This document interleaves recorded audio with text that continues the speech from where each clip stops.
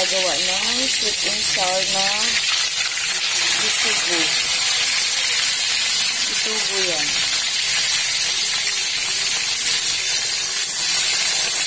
Ito muna natin siyempre. Ating bisugo. So, ayan. Naprito na natin yung ating bisugo. Ngayon, maghahanda tayo ng pangsahog sa kanya para siya ay maging sweet and sour. So, ito, nakahanda na yung ating pan sweet and sour. Ito yung prinito natin na bisugo. Ayan. Luya, bawang, bell pepper, sibuyas, suka na may asukal, dahil nga ay sweet and sour, at yung ating pampalapot, cornstarch. Hindi ko na nilagyan ng carrots dahil sa panahon ngayon talagang sobrang kamahal. Kamahal ng ating mga gulay. Pasarapin na lang natin sa timpla kahit walang carrots, okay na yan. So, ayan, isa lang na natin.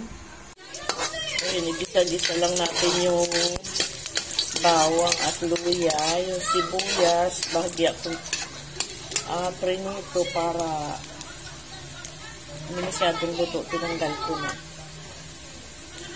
Yan na natin sa namin sabaw. Yan na natin timplahan. Hindi masyadong madami.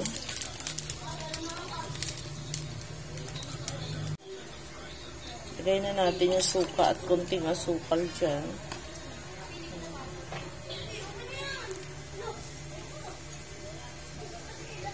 Timplahan natin ng asin.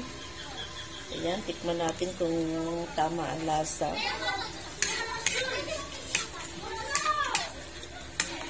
Ating kumulo. So, ayan, dahil kumukulo na siya at may tama ng lasa, tinikman ko na, lagay ko na yung isda. Bisugo. Ayan. Kumulo. Ilagay na rin natin yung bell pepper. Ayan. Kumulo dyan. Simple lang magluto ng ating sweet and sour escabeche. At saka maganda dito sa luto na to, hindi to basta-basta napapanis. Yan natin kumulo-kulo dyan. At ito naman ay tama na ang lasa. May tamang asin, tamang lasa ng asin at tamang tamis. Kaya natin kumulo muna siya dyan. Dahil siya ay kumukulo na, lagay na natin yung ating celery. Tinunaw natin cornstarch para siya ay lumapot.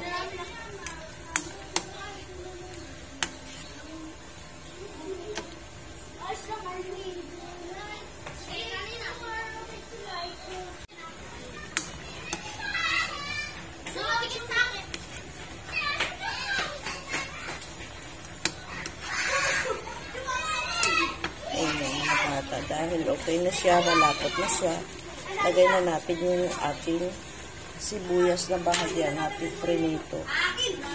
Ayan, okay na siya. Yan na yan. Sweet and sour. Ayan, luto na ang ating sweet and sour na bisugo. Ayan. Kung nilagyan ng carrots dahil alam nyo naman sa panahon ngayon napakamahal ng carrots. Okay na yan. Kahit kulang sa gulay, mapapasarap naman natin yan. Depende na rin yan sa ating timpla. Okay, thank you for watching. Ito ang ating sweet and sour na bisugo.